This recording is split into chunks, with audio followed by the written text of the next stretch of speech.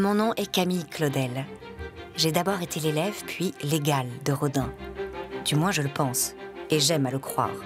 Et puis, comme beaucoup de femmes qui l'ont approché, j'ai été sa maîtresse, sans jamais devenir sa femme. Nous étions pourtant deux âmes sœurs réunies par notre art.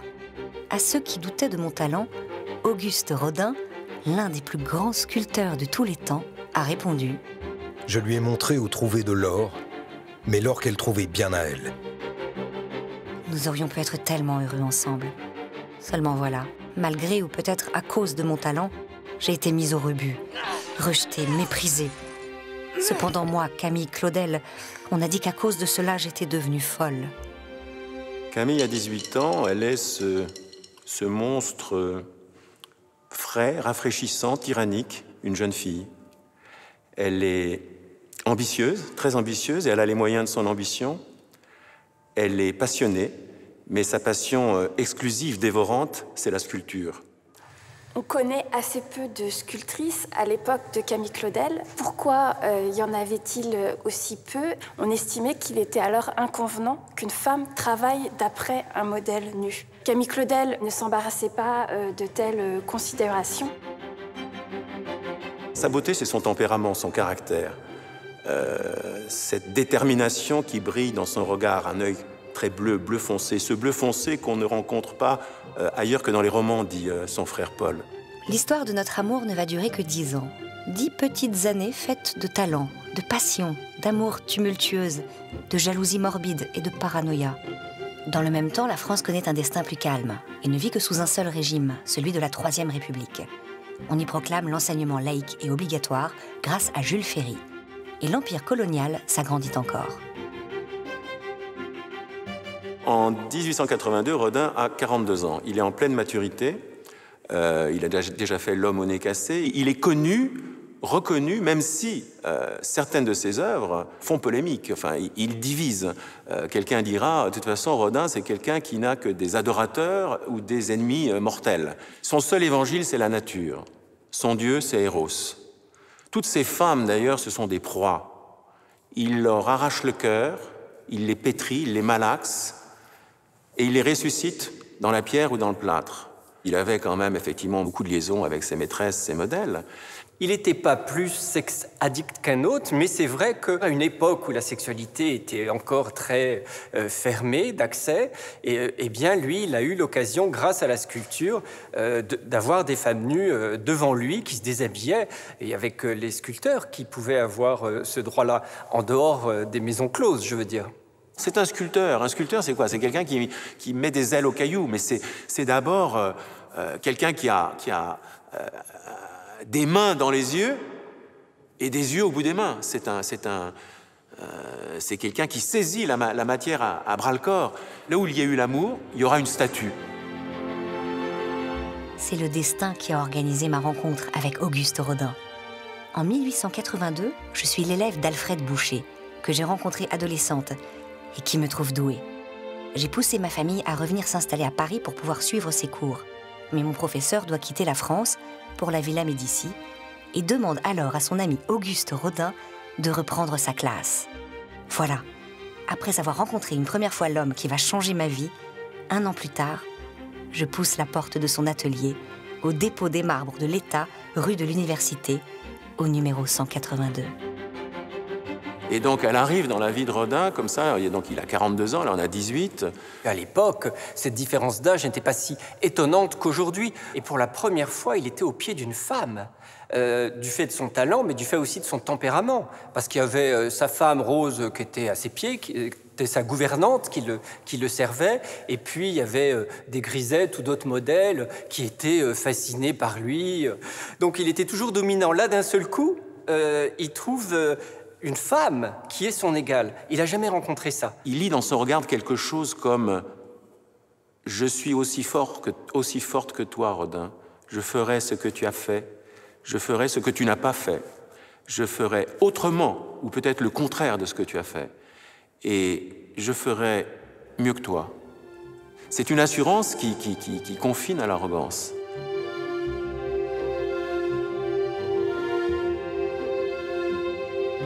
Lui qui avait vraiment besogné pendant 20 ans, il voit une jeune femme qui arrive, qui a 18 ans et qui a déjà de l'or dans ses mains. Donc il est fasciné, il était autant amoureux de l'artiste que de la femme. Ce qu'il faut bien comprendre, c'est que certainement, avant de rencontrer Rodin, Camille Claudel avait une sensibilité très proche. Elle a un style très proche de celui de Rodin. Et ça, on le vérifie puisqu'on a une œuvre très, très précoce, La vieille Hélène, et qui, dans la manière d'elle exprime la personnalité de cette vieille femme, est très proche de la manière dont Rodin lui-même peut travailler.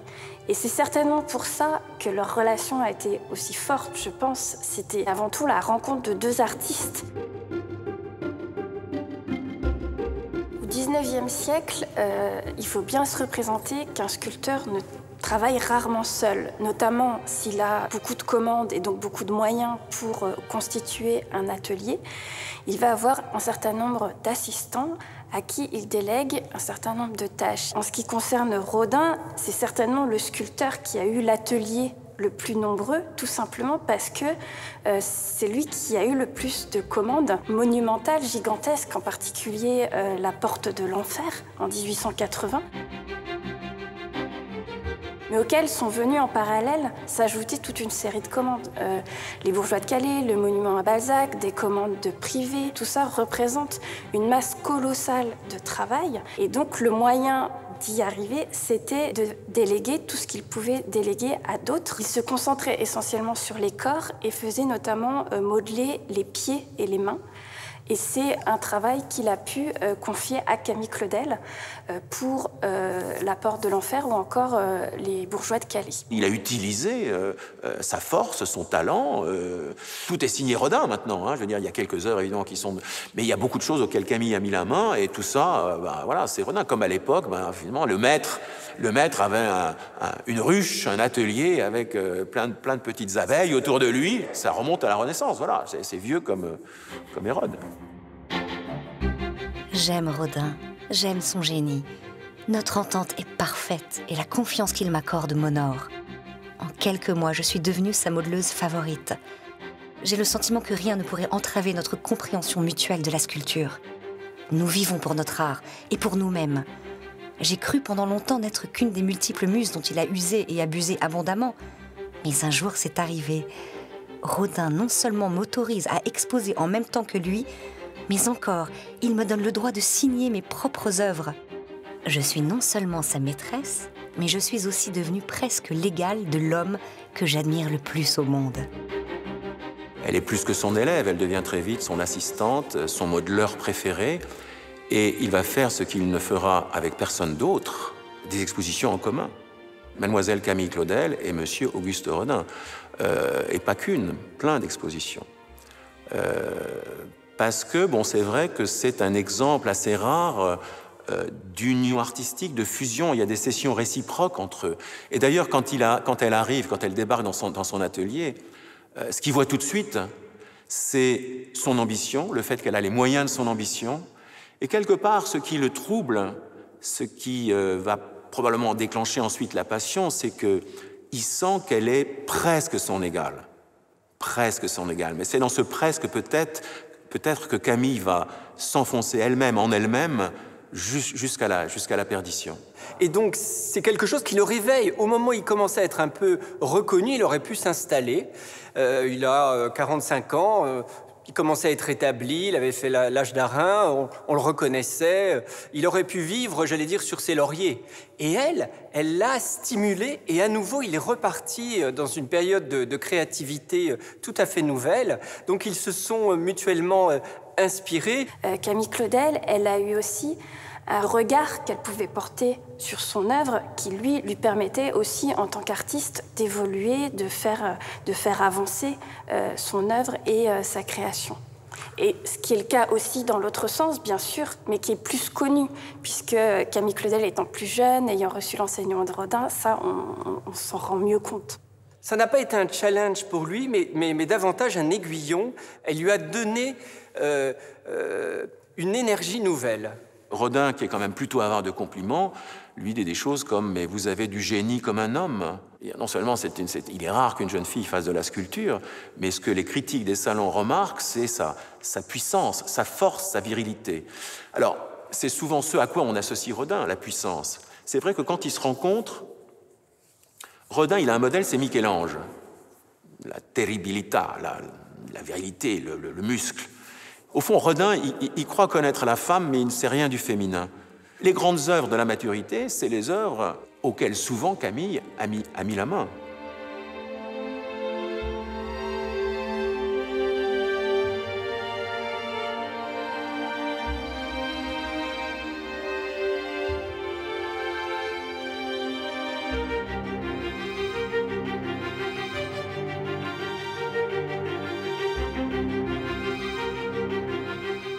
On a une proximité encore plus forte dans La jeune fille à la gerbe de Camille Claudel et Galatée de Rodin, où là, on a vraiment une figure de Camille Claudel, la pose qu'elle prend, qui est intégralement copiée par Rodin dans Galatée, si bien qu'on peut presque comprendre cette œuvre comme un hommage qu'aurait rendu Rodin à Camille Claudel. Là, on est vraiment même plus simplement dans l'inspiration, on est vraiment dans la citation. Rodin a voulu apporter un gage de reconnaissance à Camille Claudel en lui disant « Je te reconnais comme une grande artiste parce que moi, Rodin, j'intègre une de tes figures dans mon œuvre. » Il s'est rendu compte très rapidement qu'elle avait du génie.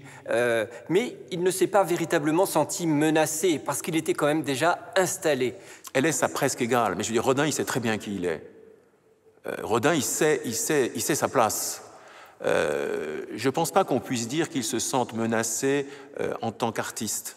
Il a reconnu son génie, il a été un peu surpris, déstabilisé par ça, et ensuite aiguillonné, puisque Camille a été son égérie, mais lui-même a été l'égérie de Camille, d'une certaine façon.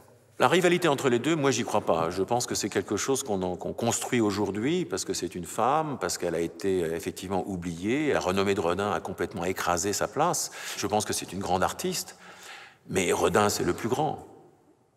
C'est si vrai qu'aujourd'hui, on ne peut pas répondre à la question Rodin, il est quoi? C'est un moderne, un gothique, un symbolique? Il écrase tout ça, il dérange complètement tout ça.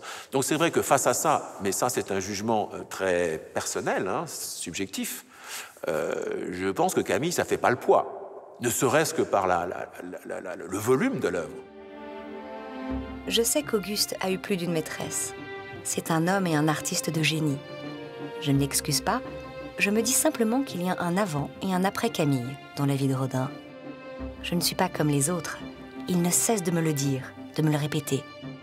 Notre complicité a atteint un tel niveau que plus personne ne pourra jamais la briser, et je le sais. Les moments, les émotions que nous partageons ensemble sont trop forts, trop intenses. Nous ne sommes que deux expressions de la même volonté créatrice. Au moment où il partage l'atelier, on a envie de penser au couple qu'il représente et on peut vraiment faire des relations entre ces représentations de couple. On a chez Camille Claudel Sakuntala qui ensuite est reprise sous la forme de l'abandon et dont on peut voir un écho chez Auguste Rodin dans L'Éternelle idole où on a cette même représentation de l'homme agenouillé devant son amante. Chez Camille Claudel, elle représente vraiment un moment de complicité, d'abandon au sens « je m'abandonne à l'autre dans l'union que je forme avec lui », alors que chez Rodin, on a vraiment une relation très déséquilibrée avec l'homme en position d'humilité devant son idole, hein, c'est le titre de l'œuvre, et la femme même qui esquisse un mouvement de recul. Et donc il y a cette réticence face à l'homme qui a été aussi la relation entre Auguste Rodin et Camille Claudel à certaines périodes. C'est un exemple assez rare de fusion artistique, sans compter qu'il y a eu effectivement entre eux une passion. Alors, c'est pas un coup de foudre, hein, c'est pas un coup de foudre, je pense que c'est une passion qui a mûri. Un des moments peut-être marquants de l'histoire d'amour entre Auguste Rodin et Camille Claudel sont les séjours au château de Lillette à Azay-le-Rideau. Et c'est le moment aussi où elle travaille sur La Petite Châtelaine, donc une de ses œuvres emblématiques, travaille en même temps sur la représentation de l'enfance et toute l'innocence associée à l'enfance, qui est une œuvre vraiment très, très forte, qu'on a envie aussi d'associer à cette relation avec Auguste Rodin. L'œuvre de Camille, c'est comme une minuscule planète où elle était seule à habiter, sans transformer les œuvres en aveux ou en symptômes. C'est vrai qu'on retrouve dans son œuvre, même chronologiquement, un peu l'histoire de sa passion avec Rodin. Lorsqu'il m'arrive de quitter Paris, Rodin me fait parfois parvenir des courriers où il s'excuse étrangement de se perdre dans les bras d'autres femmes. En voici un insolite exemple.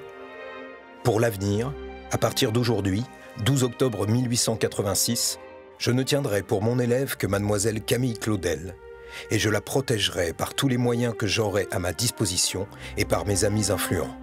Je n'accepterai plus d'autres élèves pour qu'ils ne se produisent pas par hasard de talents rivaux, quoique je ne suppose pas que l'on rencontre souvent des artistes aussi naturellement doués.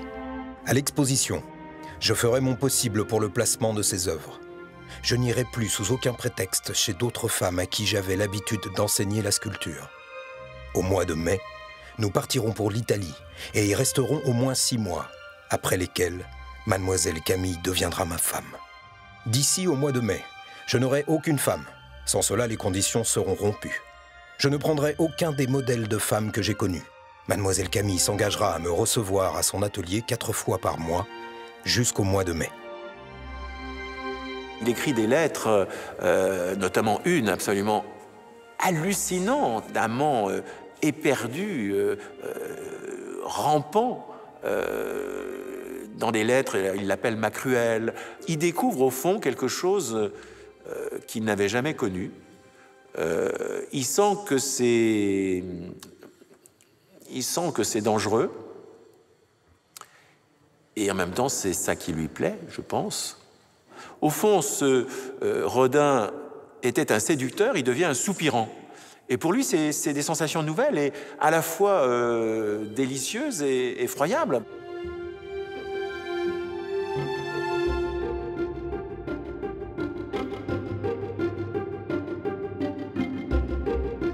La passion amoureuse a quand même à voir avec la folie. C'est-à-dire qu'on est un peu dans l'illusion, il y a une rupture avec le réel. Et ce que Rodin a ressenti pour Camille, on le voit dans ses lettres, c'est véritablement une folie amoureuse. Il n'a jamais aimé de cette façon une autre femme. Elle avait besoin de ça. Ça, c'est sûr, quand il était fou d'amour pour elle, elle se sentait bien, parce qu'elle ne pouvait être aimée que de manière absolue. Ma vie a changé. Désormais, Auguste et moi avons nos ateliers respectifs. Ils sont situés dans la même artère parisienne, mais l'un en face de l'autre. Je suis heureuse, mais la jalousie me ronge. Les seuls motifs de discorde qui nous séparent parfois concernent son autre vie, celle qu'il partage avec cette femme qu'avec le temps je me suis prise à détester, la mère d'un enfant qu'il n'a même pas reconnu. Cette Rose, non seulement m'interdit de partager mes nuits avec l'homme que j'aime, mais elle m'oblige à mentir à ma famille, à laquelle je n'ai pas osé avouer la réalité des relations que j'ai avec Rodin. Je hais cette femme, je hais cette fausse existence qu'elle impose à Auguste, cette parodie grotesque de vie de famille. Elle met du désordre dans sa vie. Ce qu'il veut, c'est la paix. Il en a assez. Il a une œuvre à faire. Ce qui compte, c'est son travail avant tout. Il aurait bien aimé avoir finalement une double vie.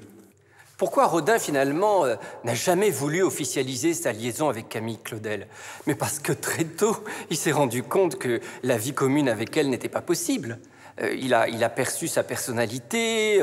Très tôt, il s'est rendu compte qu'elle avait un grain. Lui, il avait besoin de quelqu'un à la maison qui lui fasse des bons petits plats, comme Rose. Il a vite compris qu'il n'était pas question pour Camille d'être mère au foyer.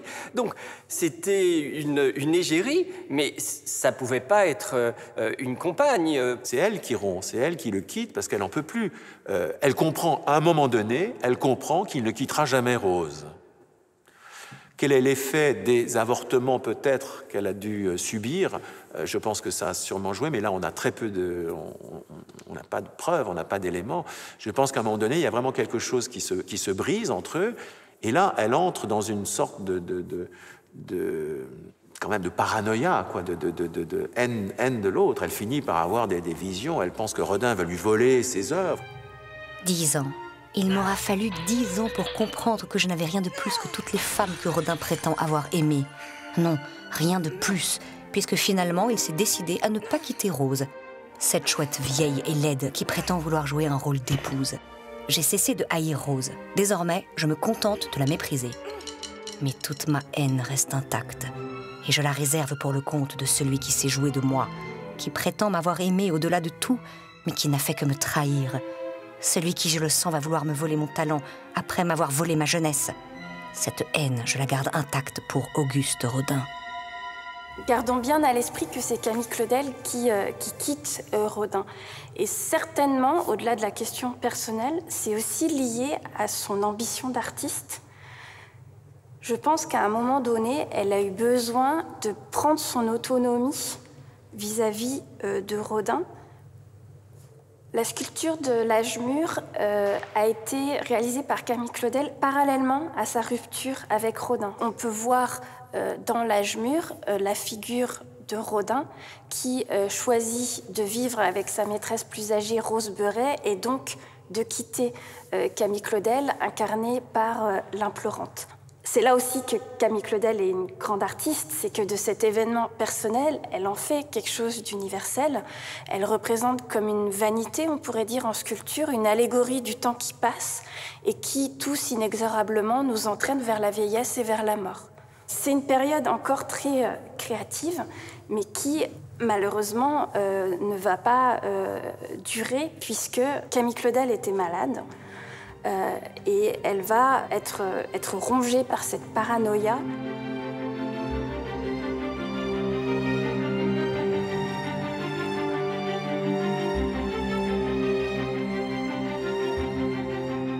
Au moment de l'internement, Camille Claudel a été diagnostiquée démence paranoïde. À l'époque, ça correspond à la schizophrénie paranoïde, une forme particulière de schizophrénie. C'est très important, parce que dans la psychose paranoïaque, le fonctionnement cognitif, le fonctionnement intellectuel est tout à fait normal. C'est vraiment une pathologie affective, émotionnelle. Mais sur le plan intellectuel, elle comprend tout, elle est tout à fait lucide. La rupture amoureuse avec Rodin, l'avortement, l'échec aussi sur le plan commercial, c'est-à-dire qu'elle n'a pas la reconnaissance qu'elle mériterait. Tout ça favorise un état dépressif, mais quand on est paranoïaque, on ne peut pas déprimer. C'est impossible, c'est trop menaçant, on mourrait.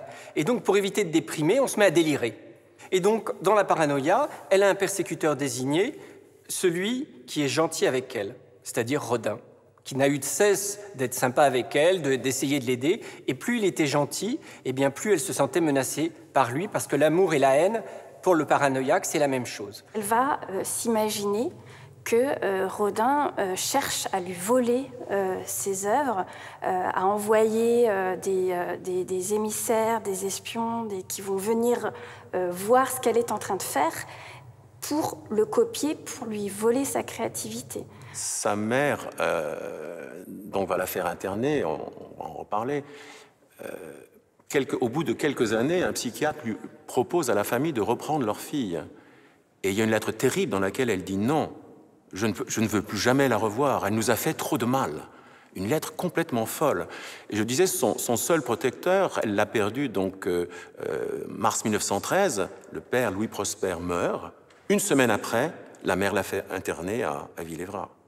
Donc oui, dès que le père est mort, finalement, la famille l'a fait interner et en dehors de son frère Paul, qui lui a rendu visite quelques fois, ni sa mère ni sa sœur ne lui ont jamais rendu visite.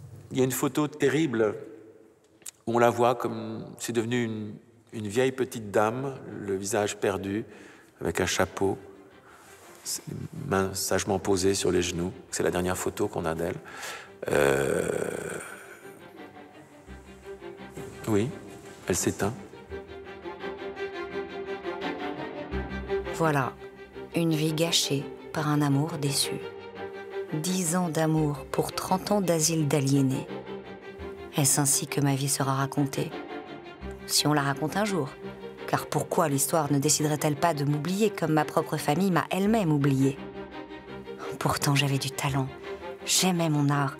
Et pendant une petite partie de ma vie, j'ai aimé et j'ai été aimée de cet homme, ce génie qui savait donner la vie à la matière, sculpter les sentiments dans la glaise, le marbre ou le bronze, cet immense artiste, Auguste Rodin, pour lequel j'espère au moins avoir été une inspiration, une muse, une égérie.